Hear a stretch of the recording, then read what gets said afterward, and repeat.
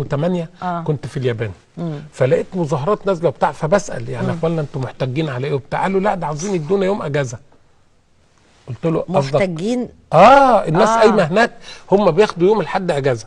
فالحكومه شافت ان الشعب الياباني عامل مدخرات فلوس جامده وما بيتمش الانفاق، فخدوا يا اخوانا يوم اجازه عاوزين نقلل الانتاج وتصرف دولت، وبتاع الملاهي يطبل والمراجيح يشتغل والليله دي. فقالوا لا تدخل فلوس خزينه الدوله. بالظبط. فبقول لهم انتوا محتاجين ان الحكومه خدت منكم يوم الاجازه. قال لا عاوزه تديني يوم اجازه. قلت له انت عاوز تشتغل 6 ايام؟ قال طبعا.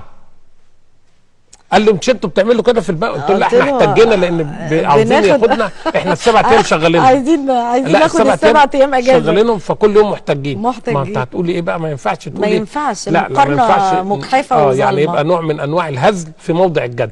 لو قلت له ان احنا بناخد 167 يوم اجازه اكيد كانوا يعني ايه حبسوني او عملوا لي في تمثال كده في